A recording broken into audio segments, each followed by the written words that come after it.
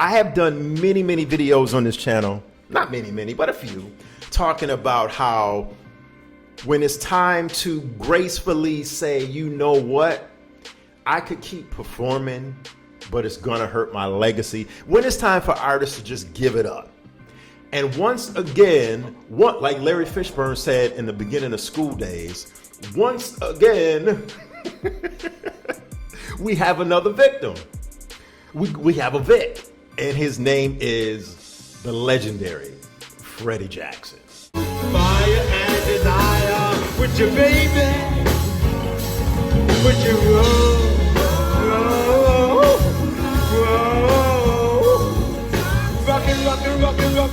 rock and roll with me tonight, with me.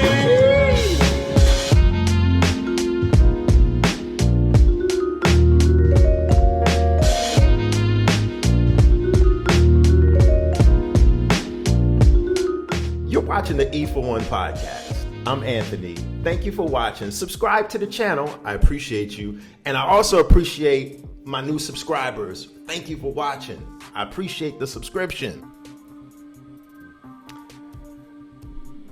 Freddie, come on now. Let's just keep it a buck. And if you don't know what that means to my audience out there, let's just keep it real, okay? Freddie Jackson is 67 years old, a very young 67 years old, okay? And he was most recently performing on Saturday, June 29th, which was about a couple of weeks ago, 2 weeks ago, at the St. Kitts Music Festival.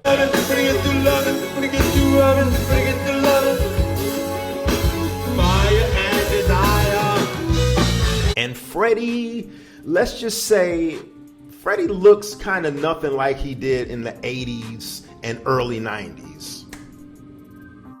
And he's been rocking this slim, trim, thin look for some years now. So it should come to no surprise that his physique is definitely not the same. I'm so used to the real big, husky, kind of tubby looking, roundish Freddie. This ain't Freddie no more. This is slim, trim Freddie. But this video is not about how he physically looks. Although we can talk about that as well in the comment section, which I'm sure a lot of you will. And I want you to comment on this video. His voice has literally failed him on so many different levels. Rock me, roll me, fire and desire. A lot of people are saying that I'm going too hard on the legends on my videos, right?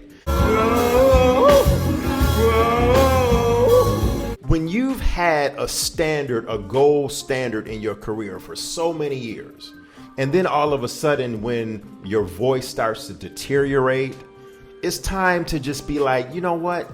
Tainting my legacy is not something that I want to do. In the video, you could clearly see his dance moves are not the smoothest. His voice is not the smoothest. Why would you give your audience this, man? I'm fighting in these videos for the paying public because a lot of times, let's just call it for what it is.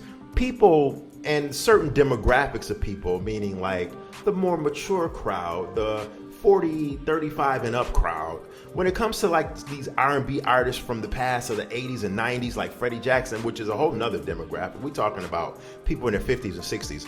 I'm fighting for y'all here because I'm trying to warn you and keep some money in y'all pocket, because why would you pay, even though you're going to see the physical legend on stage, right? The physical, you're not going to get that same voice and that same quality of performance. So I'm trying to keep $50 to $200 in your pocket by saying, stay at home, watch it on YouTube, watch their old videos from back in the 80s and 90s when they was doing their thing. Watch the live videos on YouTube, right? Or either what you could do after they perform, just type in live performance by Freddy Jackson and watch them perform live from that same venue that you were going to go to and spend $50 to $100 to $200 on, because money is tight, man. And who wants to waste money on a singer that's a shell of themselves and just not performing how we want to see them perform? I'm just trying to save you the time and hassle of being disappointed when you sit there in the venue and you like looking at your partner, you looking at your ladies, you're looking at your husband, fellas, you're looking at your wife or your girl, your guy, and you just like, really? What did we just waste $150 on tickets for? So listen, do your due diligence, man, before you go see these artists. But Freddie, I'm gonna put you in the official category of you need to hang it up. Thank you for watching the E for One podcast. And of course, I will check you later. Until next time, subscribe and peace.